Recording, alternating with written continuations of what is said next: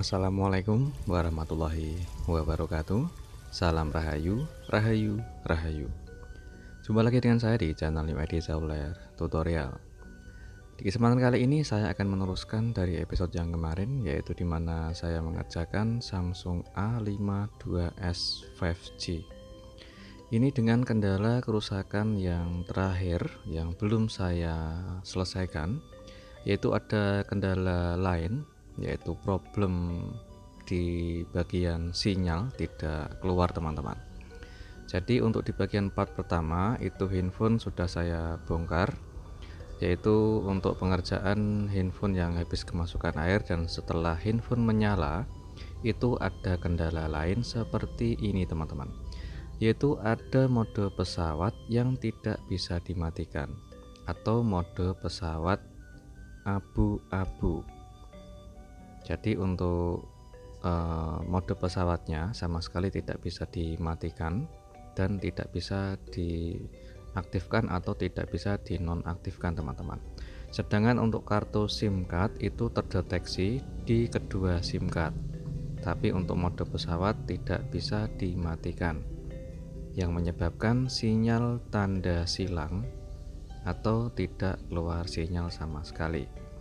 Jadi kita akan flashback, yaitu dimana saya awal mula proses pengecekan dan juga proses pengerjaannya teman-teman.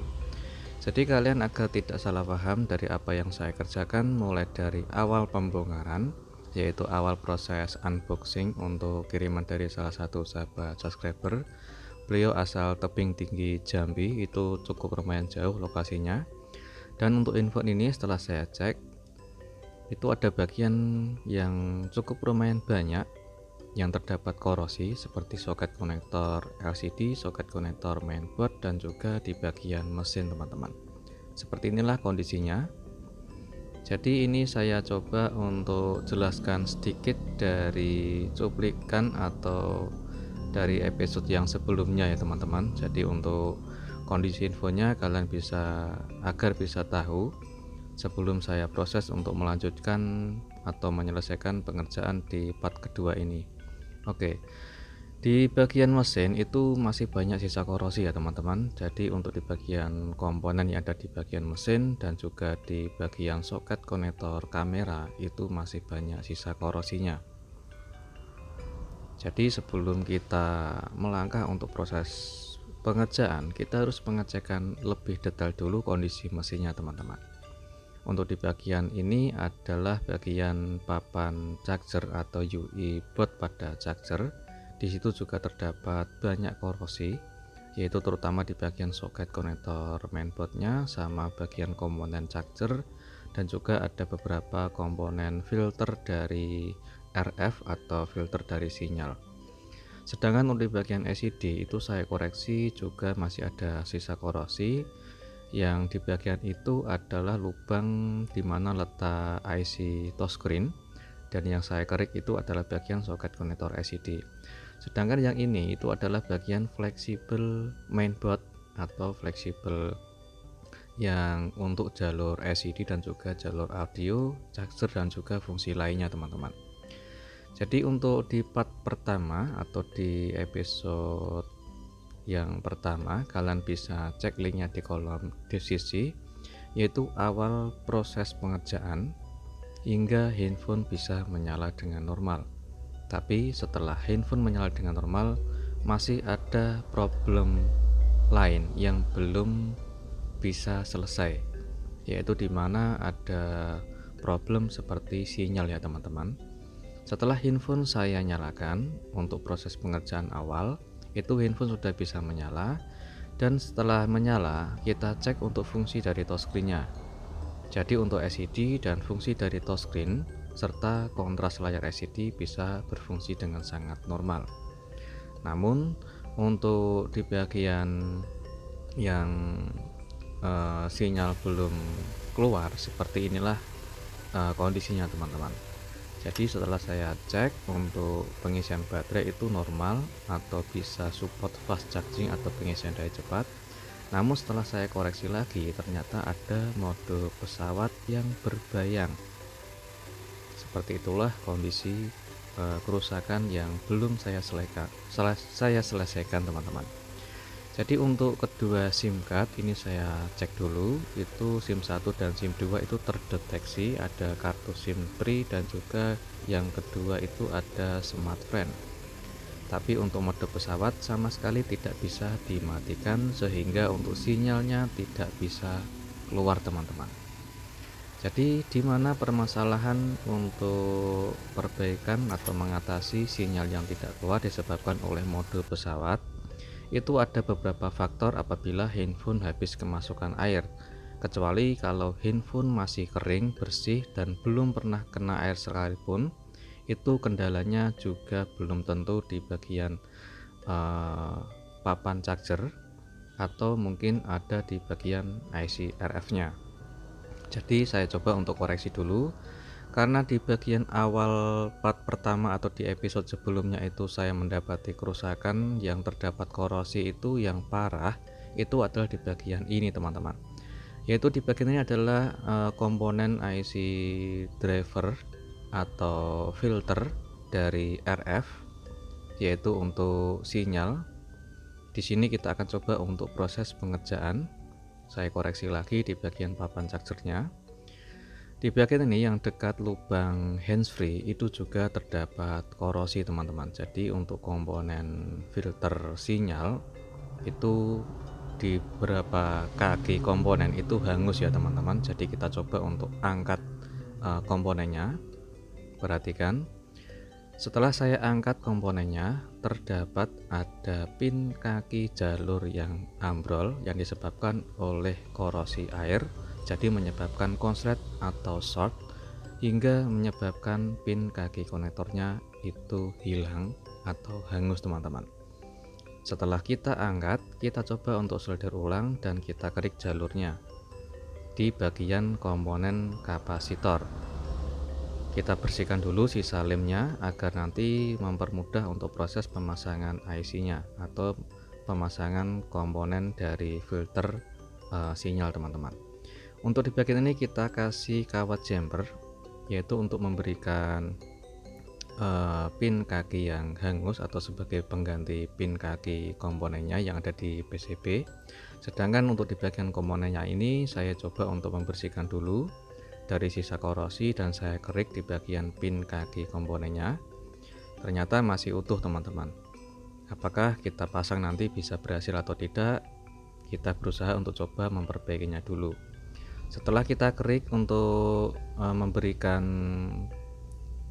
T0 atau memberikan timah yang baru, dengan cara kita kasih flux sedikit dan kita memberikan timah cair atau T0 pasta. Oke, setelah kita memberikan pin kaki konektor atau kita cetak atau kita rebol, selanjutnya kita proses untuk pemasangan. Di tahap ini juga harus diingat-ingat ya teman-teman, letak posisi titik komponennya. Jadi harus tahu persis atau hafal letak titik posisi komponennya teman-teman. Setelah kita presisikan, kita akan proses pemasangan dengan cara kita kasih flux sedikit dan kita gunakan blower dengan suhu panas di angka 1,5 saja. Jadi jangan terlalu tinggi untuk suhu panasnya. Kita tekan halus untuk mempresisikan pemasangan. Setelah dingin kita bersihkan untuk di bagian sisa fluknya.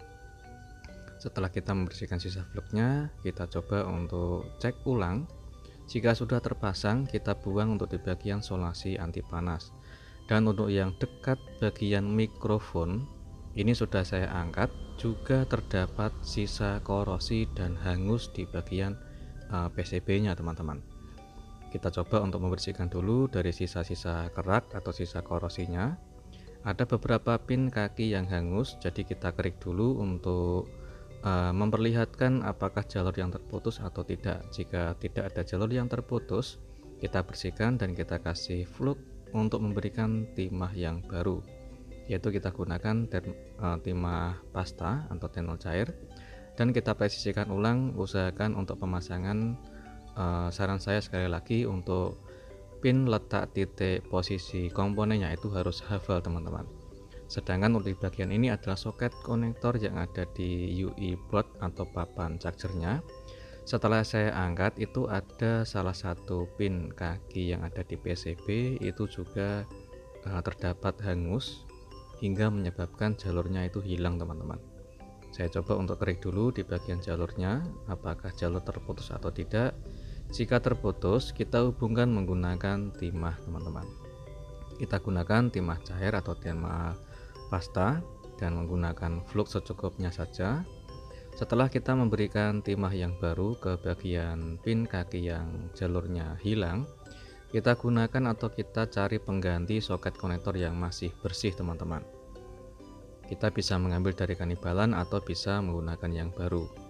Untuk pemasangan atau melepas konektornya, saya menggunakan metode memblower dari bawah dengan suhu panas di angka 2-2,5, teman-teman.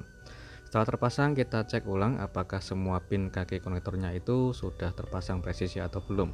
Jika sudah terpasang presisi, kita coba untuk pasang kembali untuk pengecekan ulang, teman-teman. Apakah setelah kita mengerjakan dengan metode seperti tadi, apakah berhasil atau tidak? Karena saya masih menggunakan komponen dari bawaan, ataupun jika tidak berhasil, kita bisa mengganti dari komponen bekas atau dari bangkai kanibalan di bagian mesin yang hampir cocok untuk bentuk dari komponen dan kode dari komponennya itu sendiri. Setelah saya selesai untuk perakitan, jadi belum saya rakit total, ini coba untuk kita nyalakan dulu untuk pengetesan sinyalnya keluar atau tidak, teman-teman. Oke, perhatikan, alhamdulillah sinyal 4G sudah keluar dan lambang atau logo pesawatnya sudah nonaktif otomatis, dan kuota datanya juga bisa aktif ya, teman-teman. Kita cek ulang untuk lebih detail apakah kembali muncul lagi untuk mode pesawatnya atau tidak. Kita cek untuk kartu SIM card yang saya pakai, ini adalah kartu bawaan beliau yaitu Smartfren, masih bisa terkoneksi dengan bagus, sedangkan untuk mode pesawatnya sengaja saya coba untuk aktifkan dan saya nonaktifkan kembali. Jadi untuk mode pesawatnya sudah bisa diatur dengan normal, bisa dimatikan dan juga bisa dinyalakan kembali. Untuk kartu SIM cardnya sudah terdeteksi dan sinyalnya sudah keluar, muncul 4G dengan sinyal yang full. Oke, setelah kita selesai untuk pengerjaan di bagian sinyal yang tidak muncul yang disebabkan oleh mode pesawat, kita coba untuk selesaikan pengerjaan, karena untuk di bagian part yang pertama tertunda untuk menyelesaikan pengerjaan karena ada problem lain, yaitu sinyal tidak muncul gara-gara ada logo atau lambang mode pesawat yang tidak bisa dinonaktifkan ya, teman-teman. Setelah saya perbaiki seperti metode yang saya kerjakan seperti awal tadi, jika saran saya untuk perbaikan sinyal yang tidak muncul gara-gara mode pesawat, itu banyak beberapa faktor ya, teman-teman. Saya ulangi lagi, banyak beberapa faktor. Kalau handphone habis kemasukan air dan banyak korosi, alangkah baiknya dicek secara total, khususnya di bagian sinyal area PCB yang ada di posisi atas, itu dekat kartu SIM card.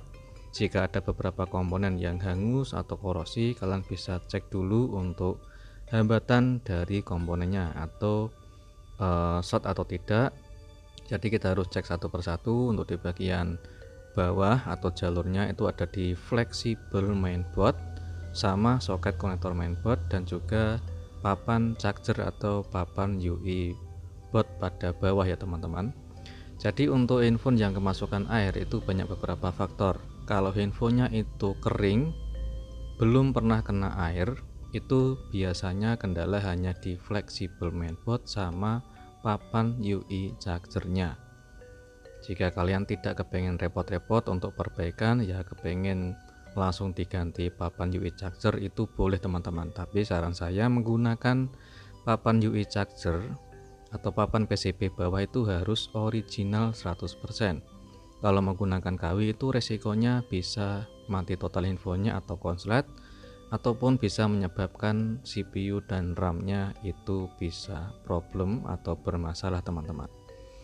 Oke, untuk pengerjaan sudah saya selesai perakitan. Saya coba untuk cek ulang seperti fungsi LCD dan juga fungsi dari touchscreen-nya. Sekarang kita cek untuk fungsi dari kamera, yaitu kamera depan, kamera belakang, dan fungsi dari video atau perekam video atau perekam suara dan juga pengetesan musik atau nada dering teman-teman. Alhamdulillah untuk fungsi dari kamera depan dan belakang bisa berfungsi. Sekarang kita coba untuk perekam suara. Tes dicoba lo. Assalamualaikum warahmatullahi wabarakatuh. Cek tes dicoba lo. 1 2 3 dicoba lo. Cek tes dicoba lo. Assalamualaikum warahmatullahi wabarakatuh. Cek tes dicoba lo. 1 2 3 dicoba lo. Oke, alhamdulillah untuk perekam suara menggunakan perekam video dan speakernya bisa aktif, mikrofonnya juga bisa aktif dengan normal teman-teman. Untuk mode pesawat saya nonaktifkan, saya aktifkan kembali, bisa berfungsi kembali dengan normal dan sinyalnya sudah muncul dengan normal teman-teman. Alhamdulillah untuk pengerjaannya sudah selesai semua, tinggal kita pengecekan terakhir yaitu fungsi dari fast charging atau charging ini support sama pengisian daya cepat atau tidak teman-teman. Alhamdulillah masih ada notifikasi pengisian daya cepat. Untuk fingerprintnya masih bisa aktif ya teman-teman, karena tidak sesuai dengan sidik jari saya namun masih bisa sensitif. Semoga selalu bermanfaat dan jumpa lagi di tutorial berikutnya. Assalamualaikum warahmatullahi wabarakatuh. Salam rahayu, rahayu, rahayu.